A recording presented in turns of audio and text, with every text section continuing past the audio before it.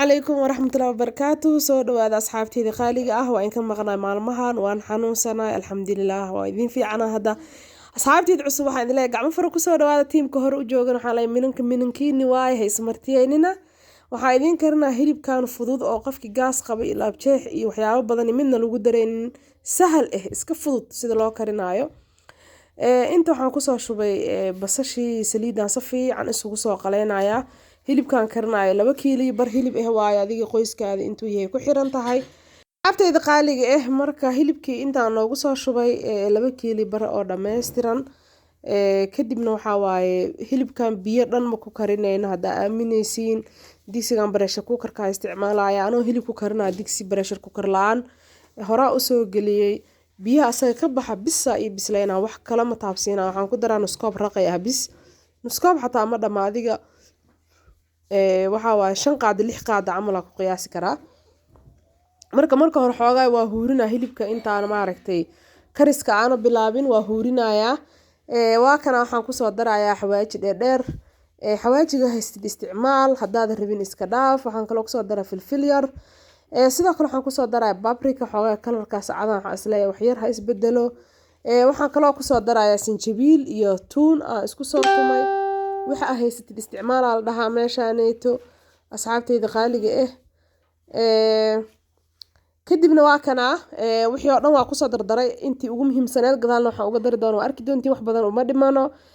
waa ku soo gadinayaa sidii maarad u gaaraan digsiga xoogaa inuu ugu yar yahay moodaa laakiin cariirigaas aan rabaa si hilibku asaga culeyskiisa isku kariyo uu biyo iiga baahanin xataa maraq yar oo hilibkaas uu bixinaya oo wax lagu cuni karo bariis lagu cunayaa ma fahanti bariis oo cad oo wax yar lagu kariyo waxyaabo yar lagu dhadhanaan bisa lagu cunayaa marka waa u jeediyay waxaan hadda ku soo darayaa cusbo waxaan kale ku soo darayaa maraq digaag ama maraq jubbo wixii aad taqaanidbo hadaad jeclaan maraq digaag oo iska dhaafi kartaa isdooqaada ahayn waxa ku bedelan kartaa wixii aad jeceshahay dalbo oo dhageyso dooqaada ka ciyaar ma dhihi jirno Cabdul Nuuridiin yaa asxaabteyda qaaliga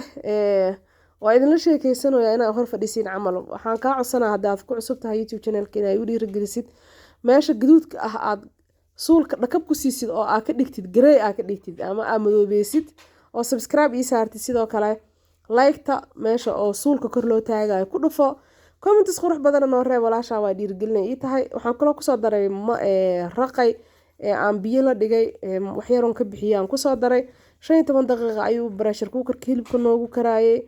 waa kana 15 daqiiqo kadib wali xoogaa yar uu adag yahay waa ku celinaa daboolka 10 daqiiqo camal oo kale hilibku igu bislaanaa hilib gacanta wuxuu noqonayaa